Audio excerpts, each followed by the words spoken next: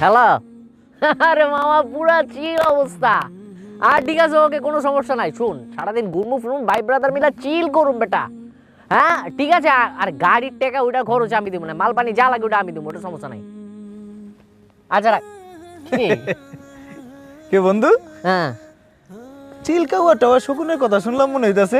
আরে বেটা চিল খাওয়া না, ব্যাপার হইতাছে কি সামনে তো 31st, বুঝছস? চিন্তা করতেছি ভাই ব্রাদার মিলে একটু খাওয়া দাওয়া মোজ মাস্তি। খাওয়া দাওয়া? তাহলে তো আমিও আছি।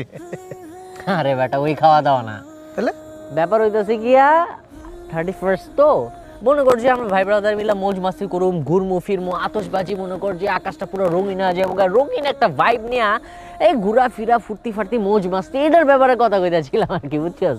এটা কি ঠিক হবে? ধর বেটা, এইসব ঠিক বেঠিকের কোনো কিছু বুঝাবুঝি নাই।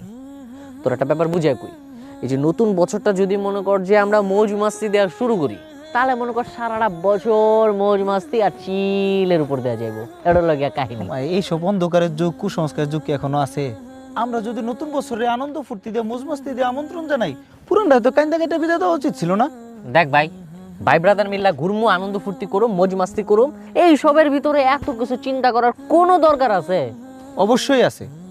কেন আছে দেখ, এই দেখ। বাংলাদেশে গত 5 বছরে 31st নাইটের আতশবাজির কারণে 280টিরও বেশি অগ্নিকাণ্ডের ঘটনার পাশাপাশি শুধু গত বছর 2 শিশুর প্রাণহানি ঘটে। পাশাপাশি শব্দ দূষণ ও বায়ু দূষণে হার্টের রোগী বাড়ে ব্যাপক হারে। 31st নাইটের আতশবাজিতে বিশ্বব্যাপী পাখিরা ভয়ে আতঙ্কে ছোটাছুটি করে। বুলগেরিয়াতে বিখ্যাত ফিঞ্চ পাখি, রোমের স্টার্লিং পাখি সহ হাজার হাজার পাখি মারা যায় এই রাতে। এই রাতে বিশ্বব্যাপী মদ বিক্রি কয়েকগুণ বেড়ে যাওয়ায় মাতাল অবস্থায় ড্রাইভিংয়ের ফলে সাধারণ দিনের চেয়ে এই দিনে অ্যাক্সিডেন্ট প্রায় 117% বেশি হয়। অ্যাক্সিডেন্টে প্রায় 42% মৃত্যুর কারণ মদ। অথচ বাংলাদেশে এই সময় প্রত্যন্ত জনপদের মানুষরা প্রচণ্ড শীতে খুব কষ্ট পায়। তাই একদল মানুষ এসব 31st নাইটের মতো থার্স্টি দিবস পালন না করে দূর দূরান্তের শীতার্ত মানুষদের জন্য গরম কাপড় ও খাবার নিয়ে ছুটে যায়। এবার ভাইবা দেখ, 31st নাইট পালন করে নিজে মরবি নাকি অন্যের মরার কারণ হবি? ওই কিরে, পাপ্পিরে পাইলি কই? তোর ওই জায়গায় কি করস? কি অবস্থা ম্যান? আরে বেটা, একদিকে হাঁসের মাংস আর ভুনা খিচুড়ি, অন্যদিকে হিসাব নিকাশ। হিসাব নিকাশ? কি এর হিসাব নিকাশ, কত একটু শুনি।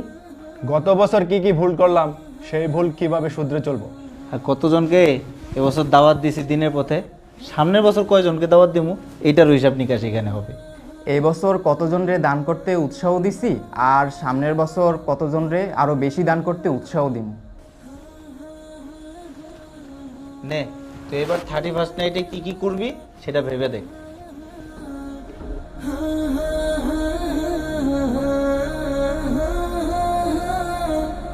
যে পরিমাণে গুণা করছি, গুণাগুলার হিসাব করুম আর গুণা থেকে বাইচে থাকার লাগে একটা প্ল্যান করুম, এগুলোর হিসাব করুম এবার।